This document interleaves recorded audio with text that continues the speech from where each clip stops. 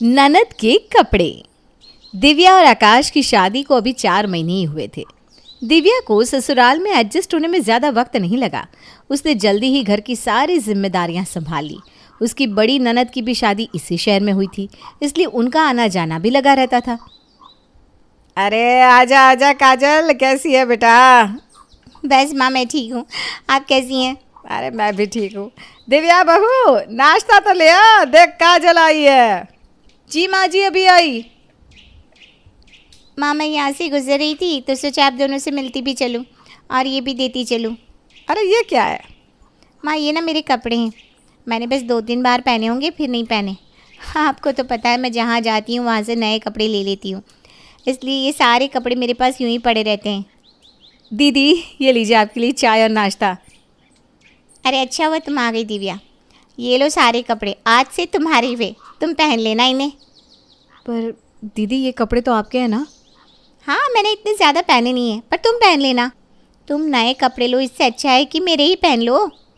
अरे हाँ सही तो बात है, अगर सारे कपड़े अच्छे हैं तो क्यों नहीं पहनेगी बहू, है ना दिव्या? वैसे भी तुम दोनों की बॉडी फिटिंग एक ही जैसी है, तो तुझे तो आराम से आ जाएंगे ये कपड़े। जी माँ जी। ये तूने अच्छा किया जो सब ले आई, खामखा दूसरे पैसे क्यों बर्बाद करने हैं। हाँ माँ, वैसे भी दिव्या को तो ये कपड़े आ ही जाएंगे। हाँ हाँ पहन लेगी, तो चिंता मत कर। ऐसे और भी कपड़े हो ना तो ले आया कर, ठीक है? अरे माँ मेरे पास तो बहुत कुछ है, ले आऊँगी। अब मैं चलती हूँ, मुझे शॉपिंग पे भी जाना है। अरे दिल खोल कर शॉपिंग करना, ठीक है बिटिया? दिव्या उस वक्त तो कुछ नहीं बोल पाई, लेकिन उसे काजल के कपड़े पहनना अच्छा नहीं लग रहा था। लेकिन अब ननद और सास को मना करती तो ये भी सही नहीं लगता, इसलिए उसने वो कपड़े रख लिए। देखा कितना अच्छा लग रहा है ये सूट तुझ पर। अच्छा हुआ ना काजल तुझे ये कपड़े दे गई। हाँ हाँ सही है, ये कपड़े अच्छे तो हैं। वैसे भी हम एक परिवार के हैं, एक दूसरे के कपड़े पहनने में कैसी शर्म। और नहीं तो क्या, इतनी अच्छी तो लग रही है बहू। जी माँ जी, लेकिन मैं ये कह रही थी कि घर में तो चल जाएंगे कपड़े, लेकिन बाहर कहीं जाना हो तो मैं सोच रही थी कुछ साड़ियाँ ले लेती हूँ। अरे रुक जा, मैं एक बार काजल से पूछ लूँगी, उसके पास कई सारी साड़ियाँ हैं, क्यों पैसे बर्बाद करने हैं। पर माँ जी वो तो दीदी की पसंद की होंगी ना, मैं सोच रही थी मैं कुछ कपड़े अपनी पसंद के ले लूँ। अरे बहू काजल की पसंद बहुत अच्छी है, तुझे उसकी साड़ियाँ पसंद आएगी ही। लेकिन माँ जी मैं ये कह रही थी कि दिव्या क्यों पैसे की बर्बादी करनी है? काजल दीदी के कपड़े की पसंद काफ़ी अच्छी है, तुम्हें उनके सही भी आते हैं और पसंद भी आएंगे। और वैसे भी मैं इतने महंगे कपड़े तुम्हें नहीं दिला सकता हूँ। दीदी के पास तो काफ़ी पैसा है, इसलिए वो ये सब करती रहती है, लेकिन मैं ये सब नहीं कर सकता। लेकिन मुझे इतने महंगे कपड़े चाहिए भी नहीं, मुझे चलेंगे अगर आप सस्ते से भी दिलवाएंगे तो। अरे अगर तुम्हें इतने महंगे कपड़े पहनने को मिल रहे हैं तो मना क्यों कर रही हो? हाँ बहू, और वैसे भी तो काजल कपड़े 3 या 4 बार ही पहनती है, उसके बाद उन्हें हाथ भी नहीं लगाती। इससे अच्छा है कि तू ही पहन ले। चल अब 1 कप चाय बना दे मेरे लिए। जी ठीक है माँ जी। दिव्या ने मन मारकर कपड़े रख तो लिए थे, लेकिन उन्हें पहनने का कभी उसका मन नहीं करता था। हमेशा से उसे यही लगता था कि ये किसी और के दिए हुए पुराने कपड़े हैं जो उसे पहनने पड़ रहे हैं।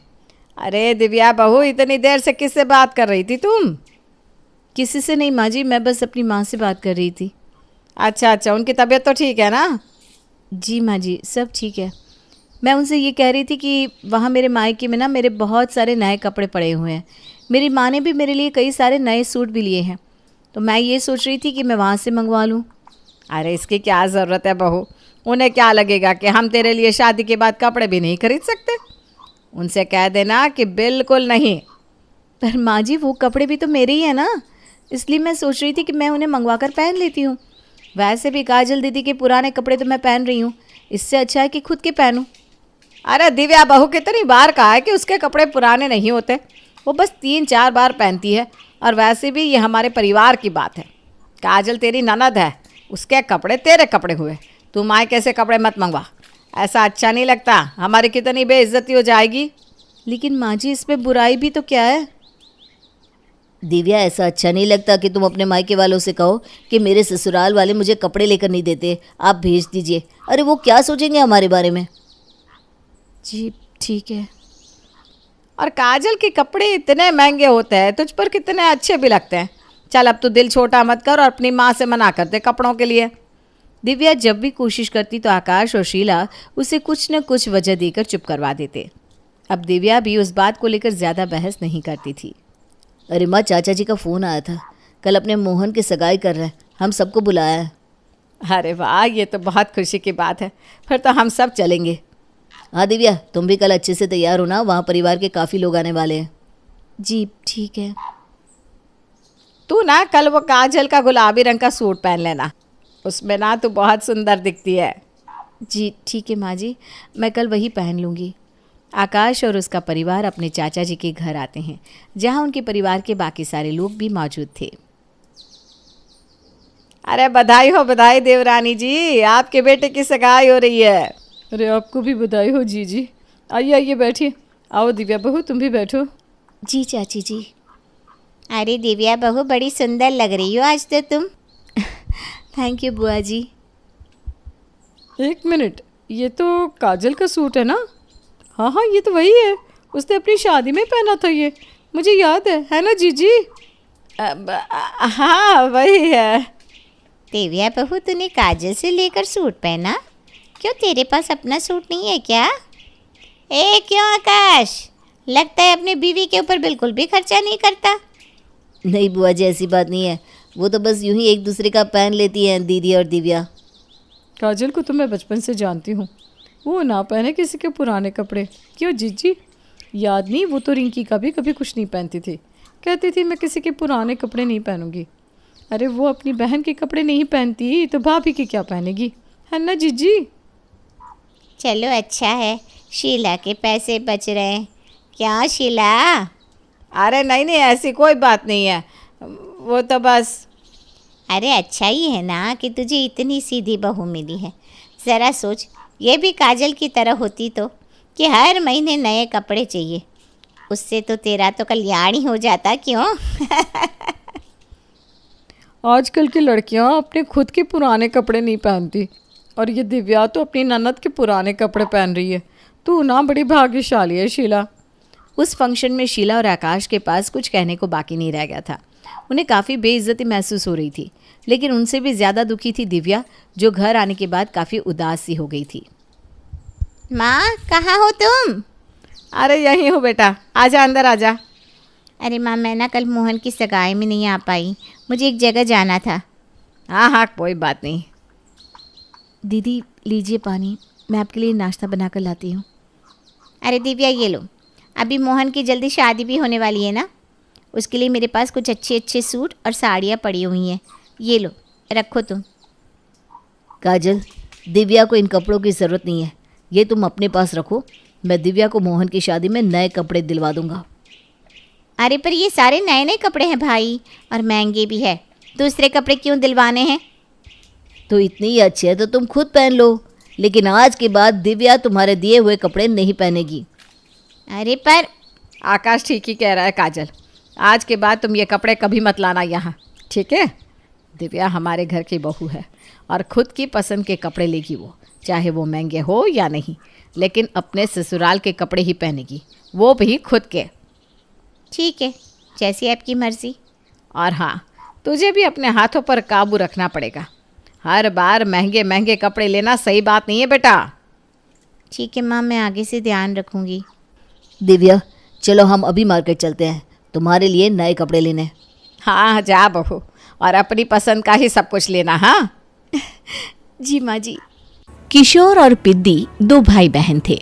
पिद्दी बहुत खर्चीले स्वभाव की थी, वो जितना कमाती अपने ऐशो आराम में पैसे उड़ा दिया करती। लेकिन किशोर समझदार था, घर को साथ लेकर चलना जानता था। अपनी बहन के जितना कमाता तो नहीं था, लेकिन फिर भी वो किसी तरह घर का खर्च चला लेता था। एक दिन पिद्दी किशोर से कहती है, किशोर तुम थोड़ा ज्यादा क्यों नहीं कमाते? मेरे दोस्त रोज मेरा मजाक उड़ाते हैं। अरे बहन, मैं कोशिश तो कर रहा हूँ। अच्छा सुनो, अगले महीने रक्षाबंधन है, मुझे सोने का हार चाहिए, इससे कम कुछ भी ना लूंगी। अरे दिला दूंगा बहन। किशोर को पूरी रात नींद नहीं आती।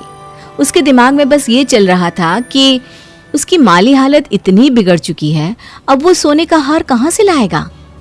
अगले दिन किशोर सुबह सुबह घर से ये बोलकर निकल गया कि पिद्दी, मैं गांव से बाहर जा रहा हूँ, कुछ दिन घर नहीं आऊंगा।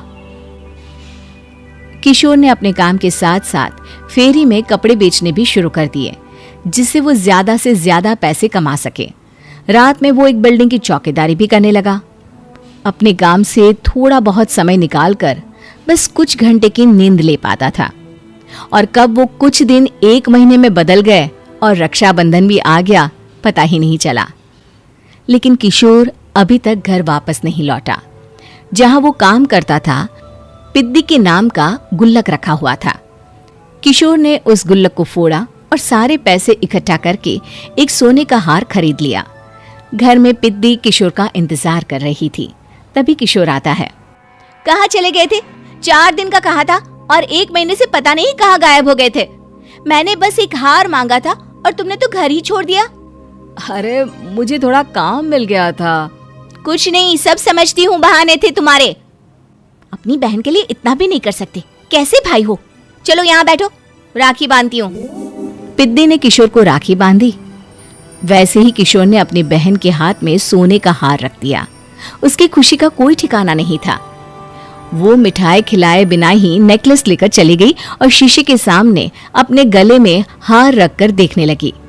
किशोर ने लड्डू उठाया और खुद ही खा लिया। ऐसे कई साल गुजर गए। एक दिन पिद्दी की नौकरी छूट गई।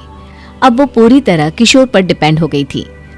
आए दिन किशोर को अपने महंगे महंगे शौक गिनाकर उससे पैसे मांगा करती थी। किशोर, कुछ पैसे देना, मुझे पार्लर जाना है। किशोर बिना कुछ बोले उसे पैसे दे देता। ये क्या, 500? अरे इतने में तो मुझे पार्लर में एंट्री मिलेगी बस। अच्छा, देता हूँ ना ज्यादा। अरे कैसे भाई हो, अपनी बहन के लिए इतना भी नहीं कर सकते। किशोर ने जेब से 2000 का नोट निकाला और उसे दे दिया। किशोर गरीबी में रह लेता था, लेकिन अपनी बहन को कभी कोई कमी नहीं होने देता था।